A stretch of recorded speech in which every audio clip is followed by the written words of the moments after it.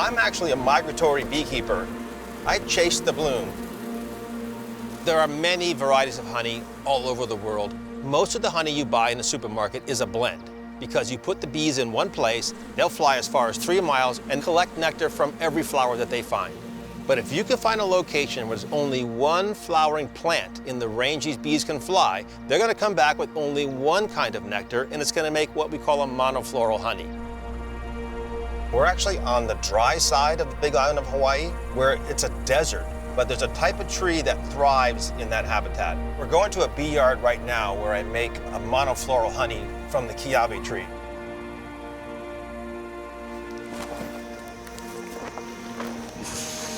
This is the beekeeper's toolbox right here. Smoker and a hive tool.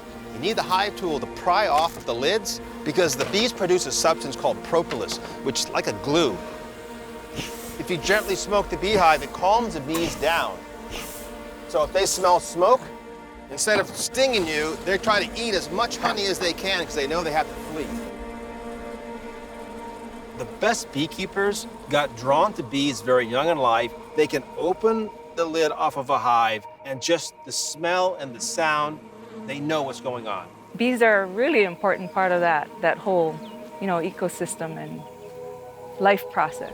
The bees make honey by going from flower to flower, gathering nectar. They'll swallow it, they'll take it back to the hive, and then they'll regurgitate it. I've lived in Hawaii all my life. I love this place. It's where my roots are. It's my home, When a bee stings you, they die right after. I would do the same thing to protect my home. So I can kind of relate to it. There we are, beautiful, fresh, pure kiawe honey. Since this one's ready to go, I'll pop the whole box off and then we'll take it back to the honey house and extract it.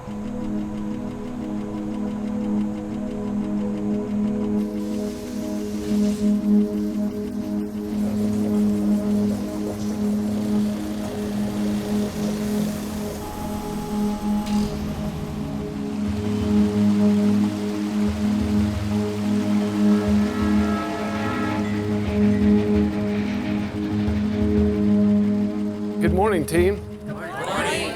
Today we've got 64 drums of Colorado honey coming in. Line 1, 24 barrels of clover honey. Line 2, 48 drums of Southwest honey. Is there any questions or concerns? No. Okay, let's go blend some honey. When we receive the honey off the trucks, we'll set aside different barrels for testing. We run a color test, a moisture test, viscosity, and turbidity, and that way we can verify right away whether it meets our product spec. Once the testing is complete, we move it into our storage facility where we put the honey up in racks. And then ultimately we move that honey from the warehouse into our warming room for blending. When we get into our blend batching, there's a bit of a science and an art to what we do. Bees will travel to different nectar sources and different floral, and when they do that, they're bringing back the different colors, the different flavors of that nectar. And of course, because there's different floral and nectar in different parts of the United States, we can create a unique flavor profile from all those different beekeepers across the country. Putting the clover in, for example, with the orange, instead of having an overbearing orange flavor, you're going to have more of a citrus note to it. So it's a really unique flavor profile than a very intense orange or a clover by itself. So that's the art behind it. Kind of like a chef in the kitchen when they're taking different ingredients, putting it in a dish, making that flavorful product that they're making. Well, we're doing the same thing here.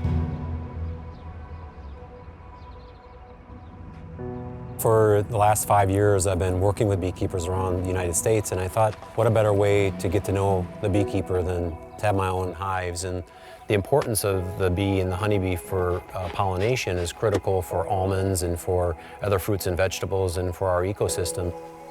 It's a domino effect.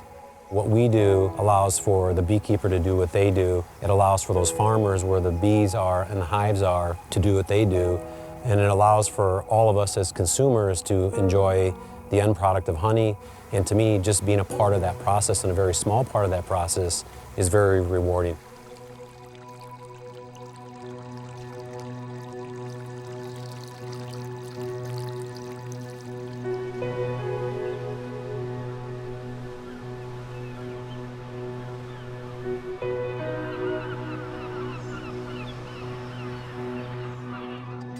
Mead is simply a wine made from honey instead of grapes.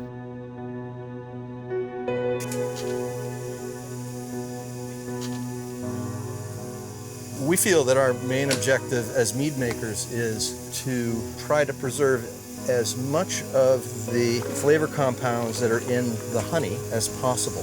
And the reason that's important is because the flavor compounds in honey are the flavor compounds that come from the flower. And what we want our customers to taste is the nectar of the flower from which the honey was composed. So we're transferring that juice into stainless steel tanks, and then we're inoculating it with a champagne yeast. We are adding to that base wine a very carefully measured quantity of cane sugar. We're mixing all of that together in the bottling tank. Bottles lay on their side to go through a secondary fermentation, and is what facilitates the natural effervescence. And then we get to riddling and disgorgement, migrating the sediment in the bottle. And it's a process of tipping the bottle upside down and shaking it slowly so that we end up with a sediment in the neck of the bottle. We can then use a machine called a neck freezer, and because there's pressure inside a bottle of champagne, it shoots that plug of sediment out like a bullet, and voila, we've got a bottle of sparkling wine with no sediment in it.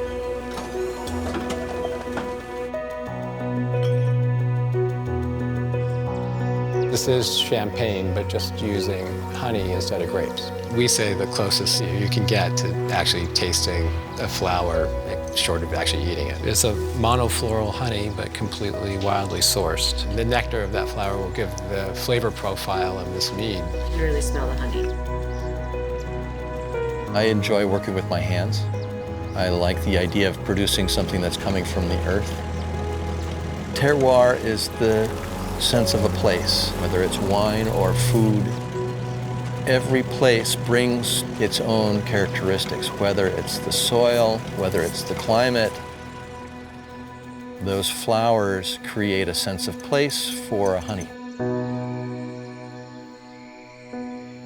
When we crack open a hive and we check on the brood chamber, I see my queen and she's doing great. It's the best place to be. Now this is gorgeous. That's exactly what I want to see. We receive these large barrels of honey, but when you really understand the backstory and how that honey ended up in that barrel, it starts with the bee and it evolves through the beekeepers managing those hives, and that whole process in of itself is fascinating. The style in which we make mead is revealing the flavor characteristics of that flower. This is a unique window that we have to experience the flavors that the honeybee is experiencing when it goes to a flower to collect nectar. We're attracted to the same things the honeybees are.